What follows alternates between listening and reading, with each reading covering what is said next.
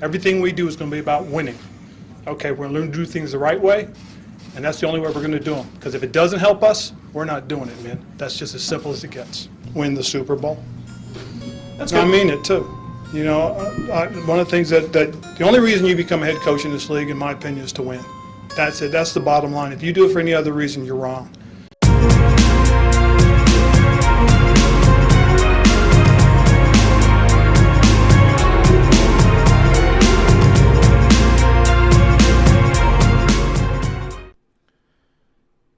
Hey, football fans, welcome to the Washington Command Center.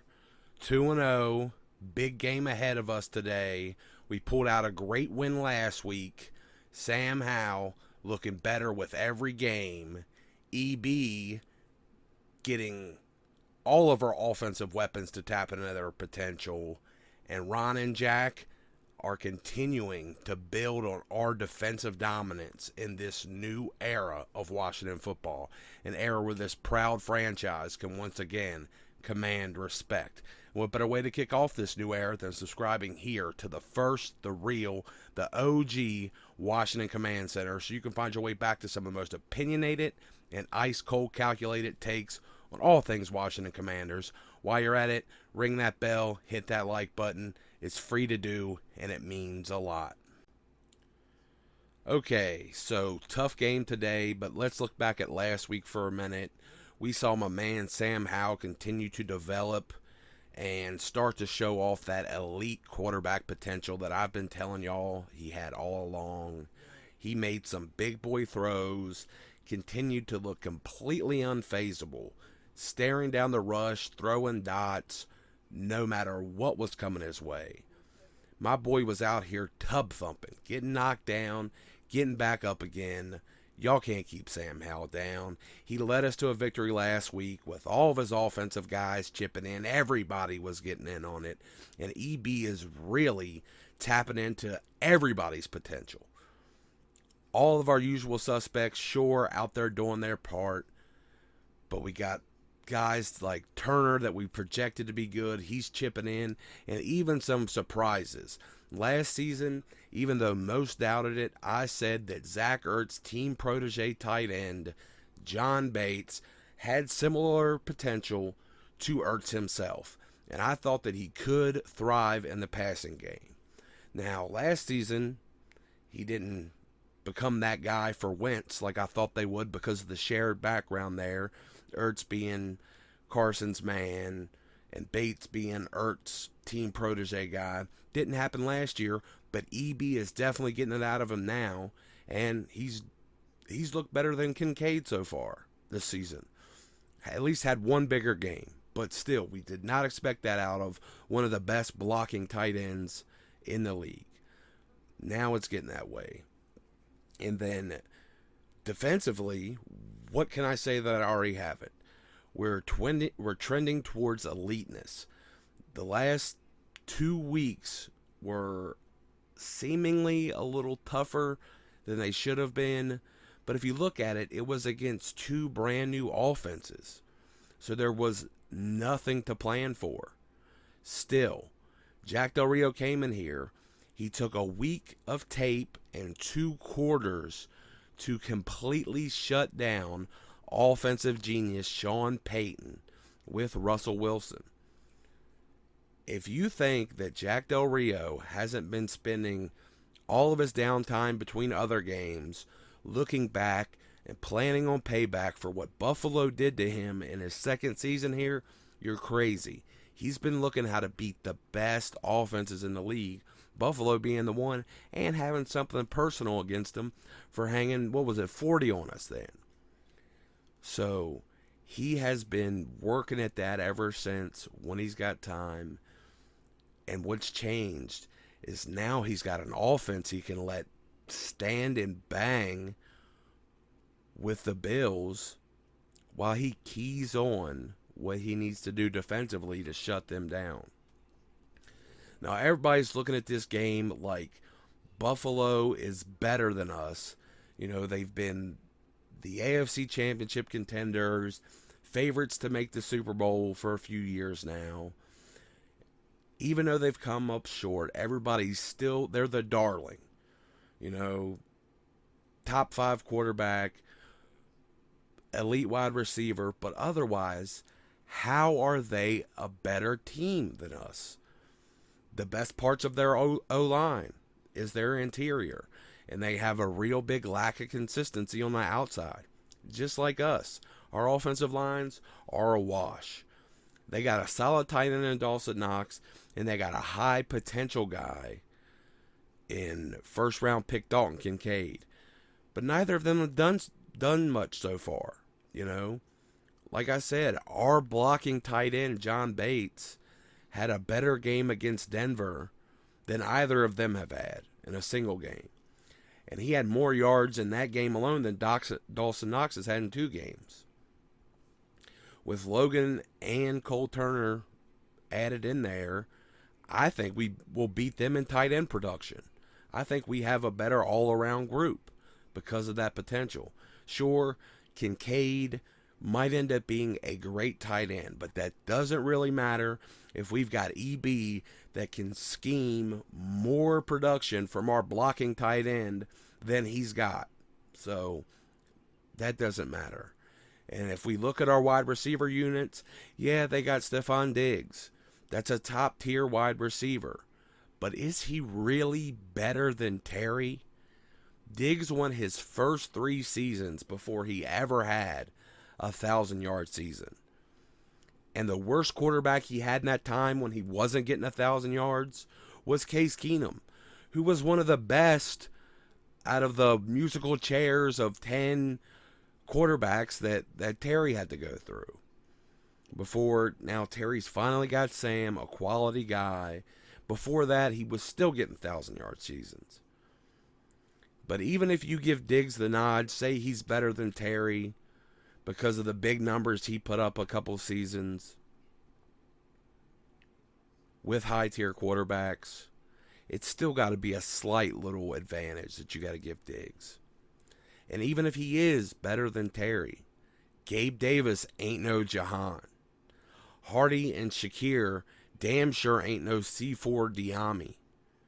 Their next best offensive weapon is James Cook, who had a huge game against the Raiders, but was pretty quiet against the Jets, who have real defensive line talent, but aren't near as stacked as us in the trenches.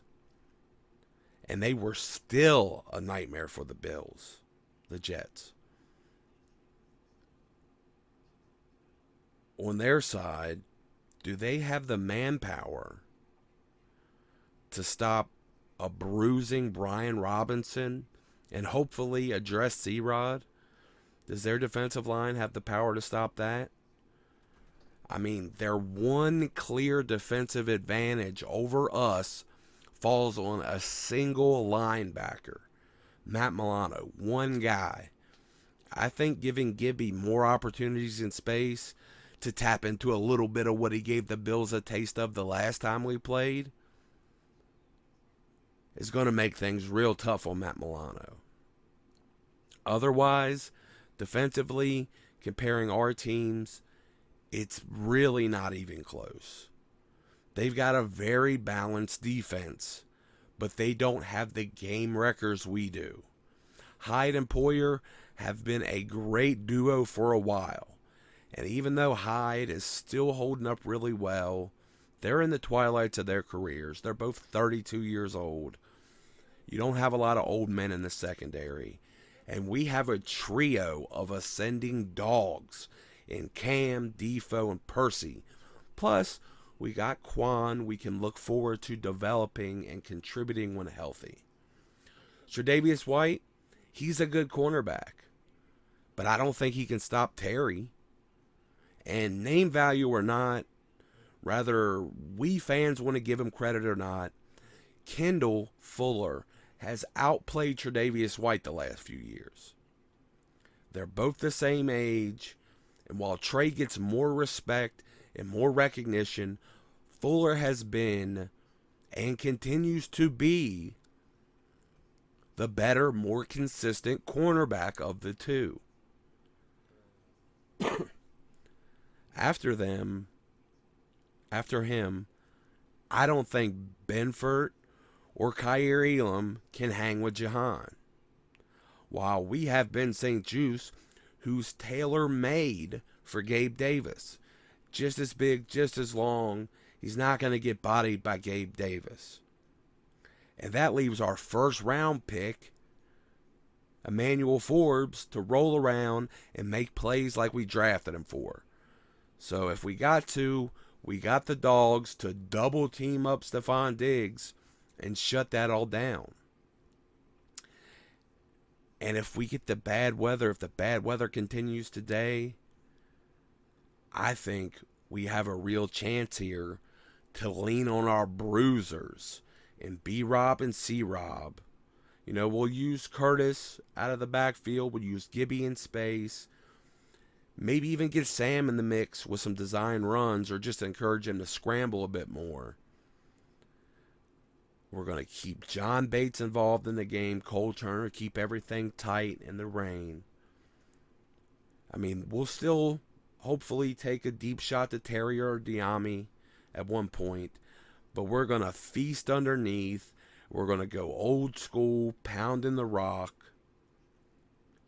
And ultimately, we got a big chance to lean into our defensive identity here and make life miserable for Josh Allen. Our defense needs to come down on Josh Allen harder than the Jets defense did, and I think they will. They had one Quinnen Williams inside. They had a Quinnen Williams, and they got a Jermaine Johnson on the outside. And their D-line combined for 29 pressures on Allen, forced him to make a ton of mistakes, causing chaos. We have two Quinnen Williams and Allen in Payne. We got two Jermaines in Sweat and Chase. Actually, they're all better than those guys, I think. So, if our defensive line steps up, we should not only be able to pull out the win that nearly no one outside of Washington thinks will happen, but we can do it in an oppressive enough way that all the blame isn't on Josh Allen for being erratic or inconsistent. And we can instead get the credit for being the well-built, well-coached monster we can be this year. Losing this game is no big deal. Everybody thinks we should.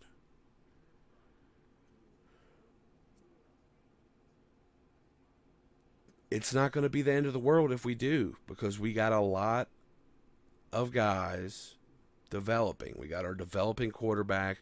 We got a lot of guys finding their way on both sides of the ball. So even if we don't win today, it doesn't mean we aren't ready to be contenders by the end of the season. By the time the playoff rolls around, even if we lose today, it's not the end of it. We can still be a contender by the end of the season. But I think today we will put the league on notice that we are a contender now in this new era of Washington football. An era where this proud franchise can once again command respect. As always, there's no better way to kick off this new era than subscribing here to the Washington Command Center so you can find your way back to some of the most opinionated and ice-cold calculated takes on all things Washington Commanders. Hit that like, ring that bell, and if you listen this long, I love y'all. Peace.